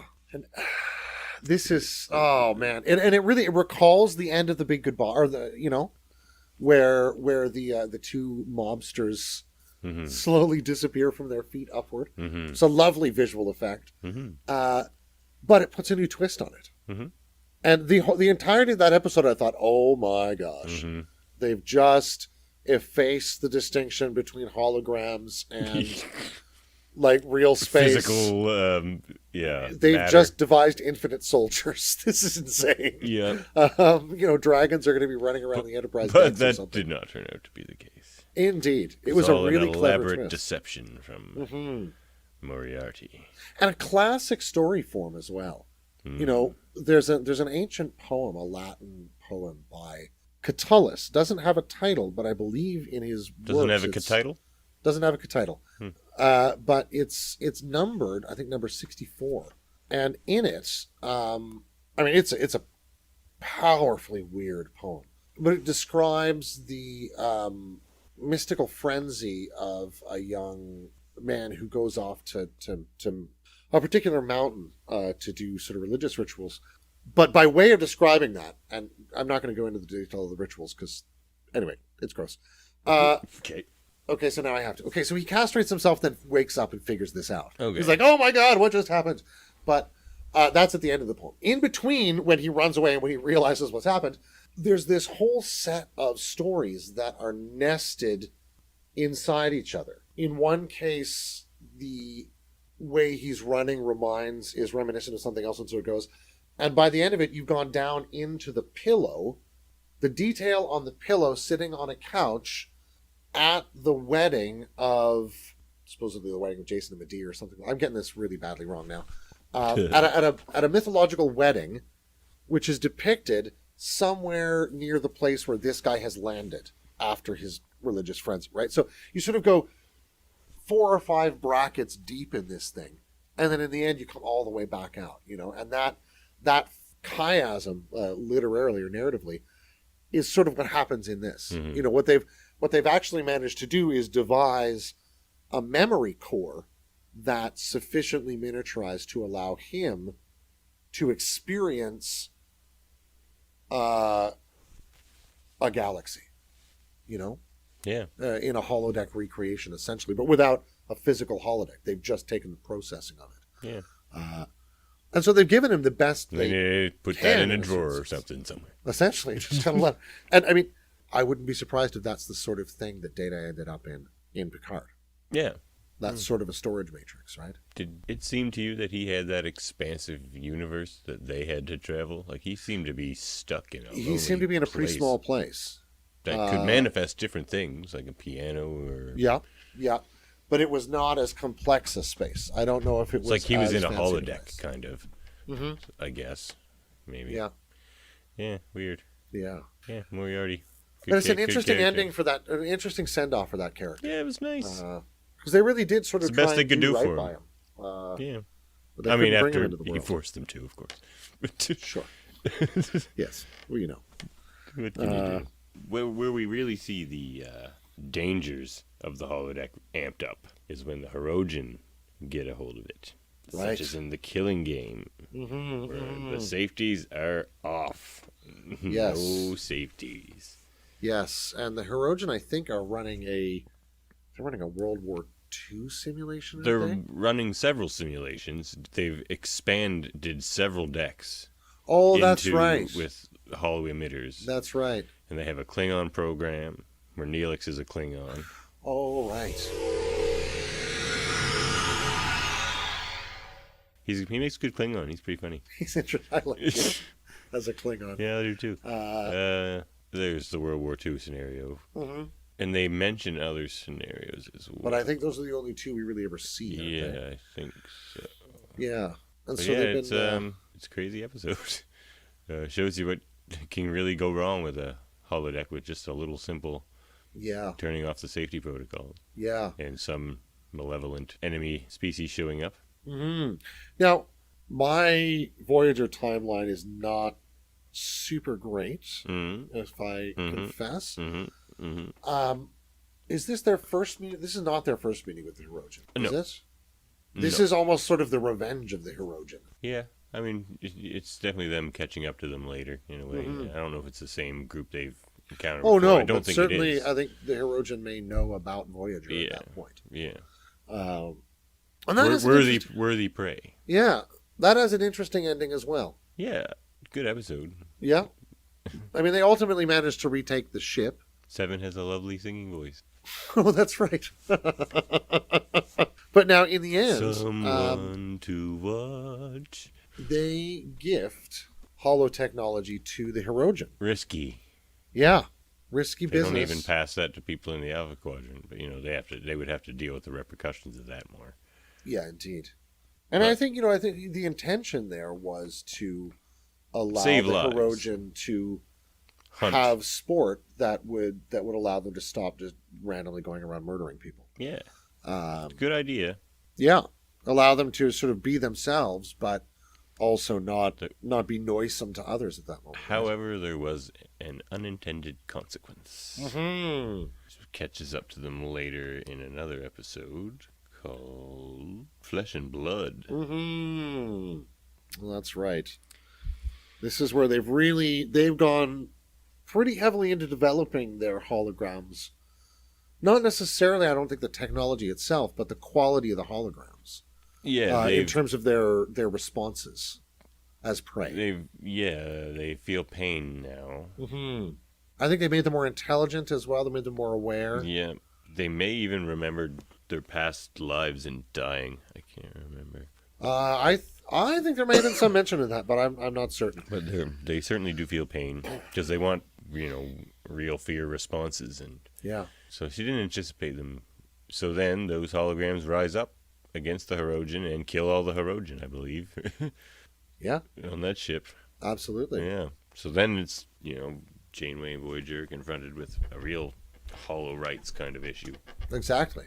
Yeah. Ship full of deeply traumatized holograms. Yeah. What do you do with those? That she's somewhat responsible for the creation of. Indeed. In an act essentially of desperation to save her own ship and crew. And that comes up with the Doctor character a lot too. The hollow rights. When does... And the burning question there is sentience, right? As it is in so many of these instances, where the question is, as much is it alive as it is it sentient? Mm-hmm. Right? Because I'm not sure the Doctor could be Classified exactly as alive. understood as alive. No, I don't think so. But I think he is sentient in some capacity. Whereas I think you could say Data is alive. What a great question. He's not biological, of course. He's not biologically alive, But he's no. just the technological version of that. Yeah. But it asked really interesting But questions the about... Doctor's photonic version of that, so... Yeah, exactly. I mean, ultimately, I think the question that's posed is what is the relationship of consciousness to particular places? And to physicality. Exactly, right? Like, there was this ancient philosopher, student of my great ancient dead friend Plotinus, a guy named Porphyry, who wrote this wonderful treatise. I think I may have mentioned it on this podcast before, maybe not. About That Boolean guy. it's that Boolean guy. That's right. It's called the sentences or starting points toward the intelligible ideas. But the first chapter of it runs thus, and it's verbatim because chapters just mean headings and it's quite short. It says everything which is a body. And by that, I mean, he just means an object, like an extended object, not like a living body, just like, a chair or a person or a duck or a pond, whatever. Anything that is a body exists in some place. So we all have somewhere that we are, and we literally circumscribe an individual location in which nothing else can also be. So there's a sort of principle of discreteness and alienation in time and space, which is necessary to that whole kind of existence. And then he says everything which exists in and through itself or anything of such a kind is in no place. And that's the basic distinction he makes. And I think consciousness would fall on the side of that thought that is no place, a no thing. Or as Moriarty would say, cogito ergo sum. Precisely. I think, therefore I am, right? Descartes' famous formulation. Picard's like, that's one definition. Moriarty's like, what other definition could there be? Not just for self-preservation, but I think he believed that as a philosophical idea. Well, and it's perfectly reasonable, that sense of self. If I can have a conversation with you, and we're both having that same conversation, how am I less real than you? Yeah. I mean, how is my thought process any more reducible than yours to something else? It's not. And he's someone who, believes in the creation of the intellect and things like that. And just like, if I can create a thought that's in the world, or absolutely, right? And say a phrase. Yeah, it's the mark of a certain kind of culture that they would imagine that thoughts and consciousness is less real than the bodies it operates. And I think ultimately Star Trek in this sense is particularly when we look at all the different biological schemes things have, or non-biological schemes. Data or holograms in this case.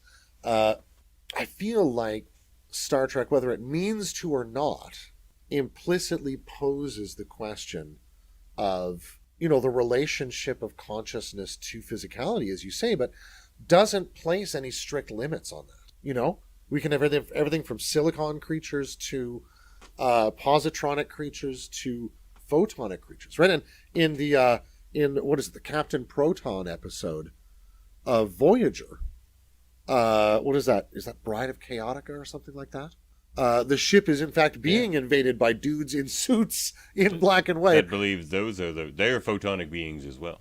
Exactly. Yeah. And they're actually independently existing photonic beings who have come into the holodeck and thought, well, this is a very interesting place that we've arrived in. Dave, I just thought of this. Mm-hmm.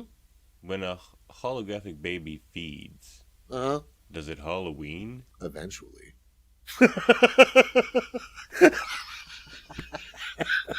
Okay, not a real question. Oh my God. It was a real pun, though. It was a real pun. Boy, howdy was it. Oh, man. Yeah. Beam me up.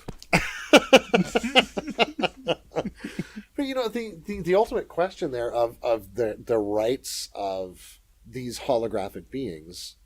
It's tricky business creating consciousnesses. It is. And they seem to happen by accident. in some ways, both biologically and holographically. Was the Doctor not an accident? Ultimately, I think he ends up being a kind of an accident. He's just left on so long, he compiles a sort of historical selfhood for himself.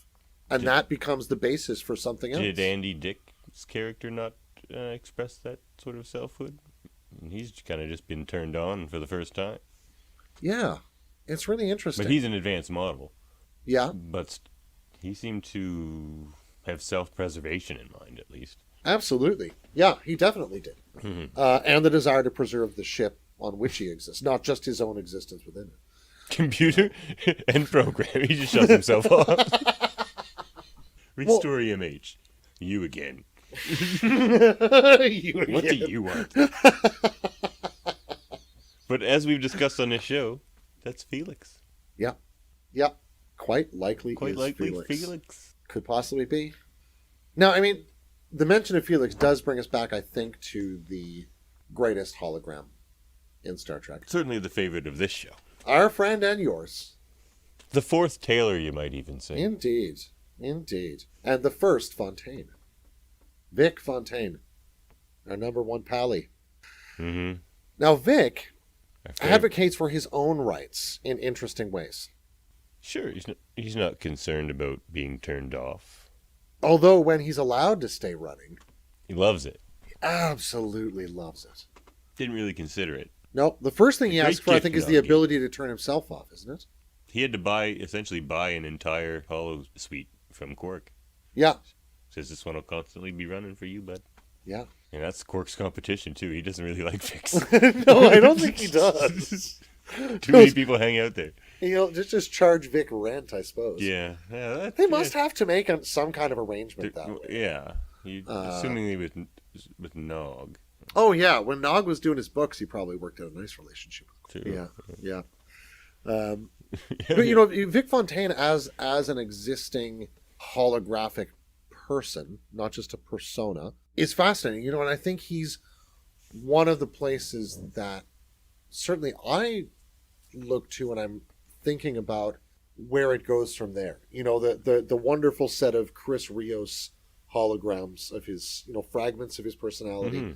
Mm-hmm. Another interesting use of holograms. Another interesting use of them. Or that lovely hologram that goes with Picard through the Starfleet archives. Yeah. I really enjoyed her she's good. In that episode. And she shows up and she disappears and she's there when she needs him and she's not. She does other things when she's not. Or shuts off, whatever. Who was here last? You. Okay. Yeah. On what? There's the date. All right then. But yeah, that kind of hologram, which can wander around in the rest of the world, or all over a ship, or all over a building studded with holo emitters, one maybe, is a real different mobile creature. emitters from the future.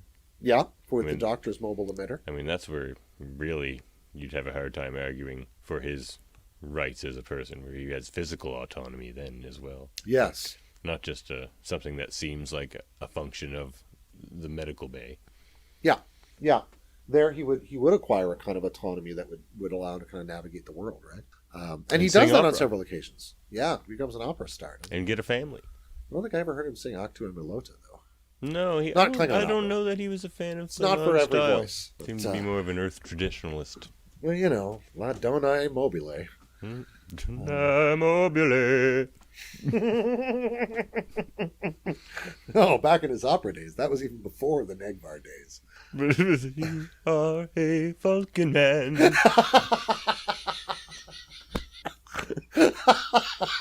You have gone without for 7 years about. It's a great episode. I really Was enjoy that Robert Tinker Tender Picardo's Doctor singing Spy? voice That's as well. a good one. I think it might have been. He's a singer. He likes to sing whenever he Picardo's can in a that great show, singer. for sure. Yeah. I like his duet with Seven. Oh, yeah. You are my sunshine. Yeah, that's nice.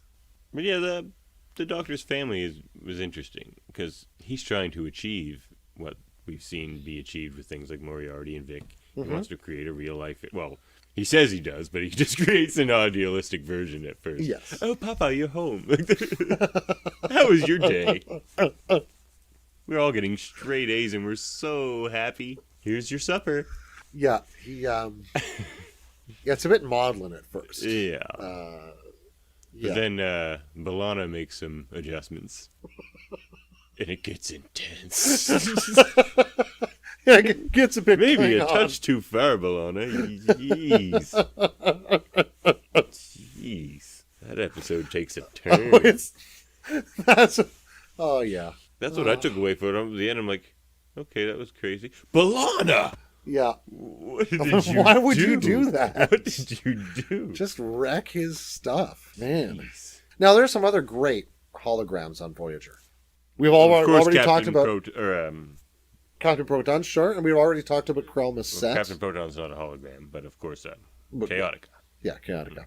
Well, the one I was thinking of, though, honestly, was Trevis and Flotter stories. Oh, Trevis and Flotter. Oh, yes. Lovely children's characters. Yes. They're the bedtime stories and constant companions of the youngest member of the Voyager. Trevis was played by the guy who plays the lead captain in Stargate Universe. Interesting. Bet you he's not from Flushing, Queens. Justin Lewis. Okay. His actor name, anyway. Louis Ferreira, maybe? Yeah. The young friends of Naomi Wildman. Yes. Subunit of Ensign Wildman. Subunit Naomi Wildman, yeah. Mm-hmm. I do love that relationship between Seven and Naomi I believe Wildman. I hear my subunit right now. Your subunit is actively calling out and advocating for herself. Yes. As subunits do. They do. In their... Their search for sustenance and survival. Yeah. Yeah. Recently from the alcove.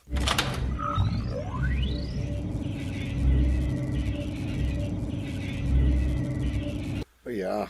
And Trevis and Flotter, you can see there's a way in which that use of the holodeck to deal with things can start from a really early age.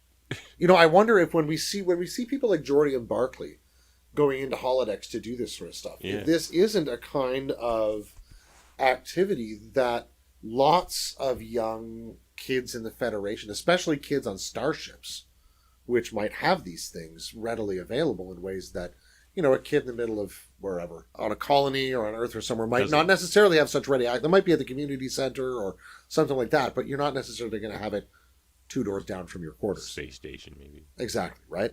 Or wherever Ferengis are setting up shop. Also true, except I'm not sure their parents are going to let them go there. But the word has it in at least some beta canon that Ferengis came up with the holodecks and gave it to sold it. Oh, Definitely sold it to the Federation. Oh, that's interesting. Well, because I suppose there's no actual technology exchange with Zillions. No, I'm sure they got it somewhere. There's just a biological exchange. They probably bought it from the Zerillians. Could have been. Could have been. Although I could see some enterprising Ferengi developing it as a surefire way of telling dramas and doing content programming and all that kind of stuff, right? Good Ferengi scientists like Rhaegar. Sure. He's got the lobes for it. Poor Rhaegar. Let's take us out of here with 2 of my favorite holodeck episodes. One of which features the great Vic Fontaine. Mm-hmm. But first, let's take ourselves out to the holosuite. Batter up. Death to the opposition. Oh, that's a great episode. My game. It pulls so many of the threads of DS9 together. Baseball. Is it Salok? Family. Is that the Vulcan? I think it is. Relationship, history, like personal history, as well as like actual history, because the whole episode is really about Sisko and Salok and that personal history they have that stemming from a bar fight when Sisko was drunk. Yeah. Challenged a Vulcan to wrestle. And challenged a Vulcan racist, Yeah, see, there's some racists in Starfleet. And that's being noted in Vulcans on a couple of occasions. You see similar things, similar suggestions in... Certainly in Enterprise. And I think there, what you also see is, you see it in the context of their ongoing cultural exchange. That Vulcans are still deeply affronted by what they see as the reckless emotionality of humans. Mm-hmm. Just not even bothering to control how they feel. Mm-hmm. And making decisions somehow in the midst of that they think are justified. And Salok's allowed to have, assuming that's his name, we're going to go with Salok. Sure. Though, is allowed to have an all-Vulcan crew. Mm-hmm. So they're at least aware of this racism and are okay with it on some level. Yeah. Or they simply accept it as something that's not going to... They've assessed it and decided that that particular unfortunate personality quirk is not going to affect this fellow's performance as captain in enough situations that they figure it's okay. Mm. Solok. Solok. Very close, very close. Okay, Solok. Thank you, Dave. No trouble, just thought I'd look it up. But yeah, I mean, at some level, that one suspects the culture on that ship might also be a bit misanthropic, you know? Mm-hmm. And he takes what seems to be a certain kind of... Good ball players. Good ball players. Well, yeah, we talked about Vulcan physiology a couple of weeks ago, I guess, or a couple of episodes ago. And in the midst of that, I think it's important to remember that they do grow up on a high-gravity world. They evolved in an environment that leaned toward bone density and very, very tough muscle fibers that has got to leave them a great set of arms to bat with. They did have enough humor on that crew to come up with the greatest team name, though. What was that? The Logicians. Oh, yes, the Logicians. Yeah. They probably thought it was a good lot. I mean, I'm a Niners fan myself. Go Niners. I want to see them play Cestus 3. I think they'll really take the Cestus Cup this year. Baseball? Baseball. Oh, gosh, what a scene. Yeah. But yeah, I love that episode. Take Me to the Holo Suite, one of my favorites. Yeah. It always reminds me of the pilot as well, because there's that wonderful scene with the batting, and you never know what's going to happen when you throw the ball. And well, this one's an episode about, not letting a personal vendetta spill over onto other people. I think also about accepting one's own limits as well, right? As a way of excelling. Because he's got to accept that he cannot physically match himself to a Vulcan and expect to come out on top. Which he comes up with the greatest solution to. Manufacture triumph! To manufacture triumph. It's like you were manufacturing a victory, or manufacturing victory, or whatever it is. You manufacture victory! This is highly illogical. Oh, yeah. They got their one run, though. That was another small victory. That's true. That's true. It was a real underdog story. Find him and kill him! Yeah, Worf's understanding of baseball is not immaculate. He didn't touch the plate. Find him and kill him. He has broken the rules. It's like what's that quote I sent you? Whatever. There are no bad ideas. Just ideas worthy of death. Yes, just ideas worthy of death. The very Klingon philosophical proposition. Good ideas and ideas worthy of death. The Klingon outlook. And they all meet in "Today is a good day to die." A good idea worthy of death. Mm-hmm. So yeah, great episode. But last one I think we'll talk about is a couple of Vic episodes. Okay, let's get into some Vic Fontaine since he's a friend of ours. We should talk nicely of him. The episode His Way is of course the one with his relationship with Nog. No, His Way is Vic's first episode. Yeah. Oh yeah, where he reads the room real fast. Yeah, he reads the room. That's a great scene. Oh yeah. Oh my God, putting Odo and Kira on the spot. And you two, forget about it. Oh gosh, I know you miss your wife, Pally, but like your eyes are broken. They are broken.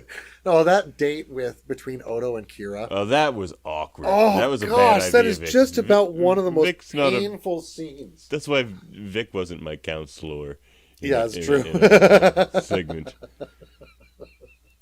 Yeah, he's not necessarily an awesome matchmaker that way. Not a terrible counselor, but God, it was just so uncomfortable to watch. I mean, brilliantly done that way because it was obviously intended to be an incredible incredibly uncomfortable scene. And it's very with Odo effective. of all people who's so easily embarrassed. And Exactly. Takes it to heart and sulks about it for months. Yes. Yeah, he really does. It's a sensitive fella. He is. He's a sensitive little guy. Sensitive ball of goo. Yeah, little goo. We're back to the balls of goo again. So you want your squishy balls. Give me the squishy balls. But I think my favorite Vic episode is Bada Bing, Bada Bang. Oh, gosh. Captain, can you join me?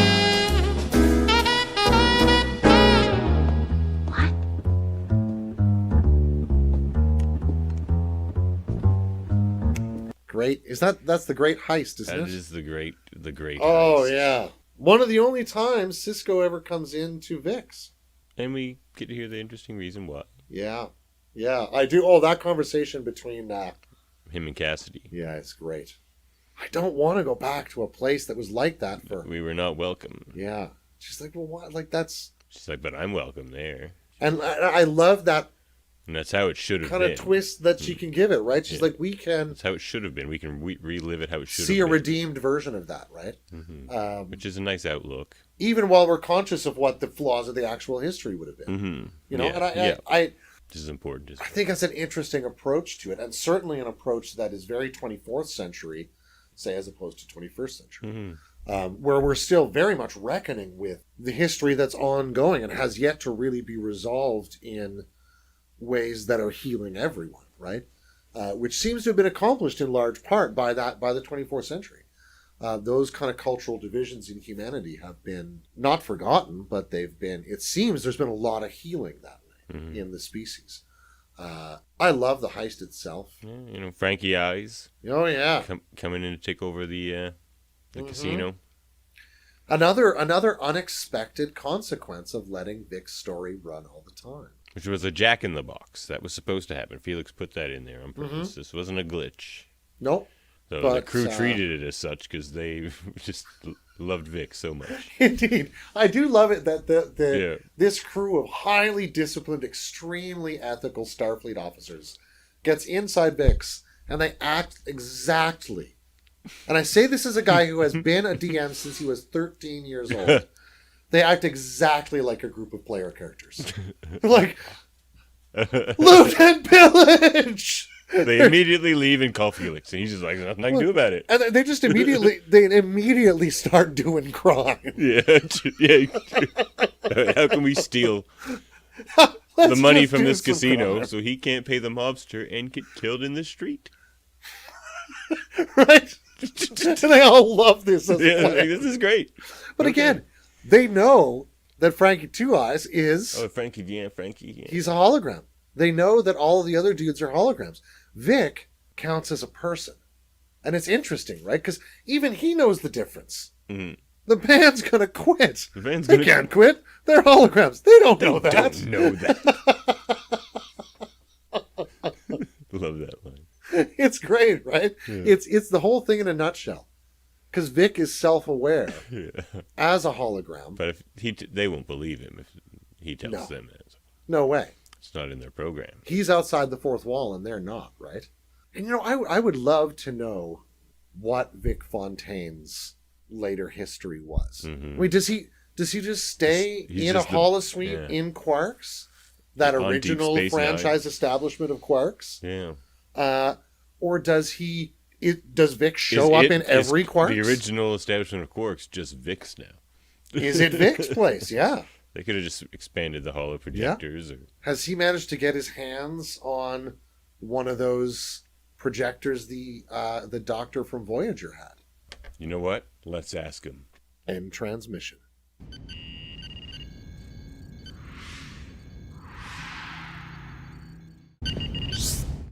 Oh man, wait till Vic hears all the great things we were saying about him. Oh yeah. I hope he likes it. Oh, he's gonna look. Oh wait.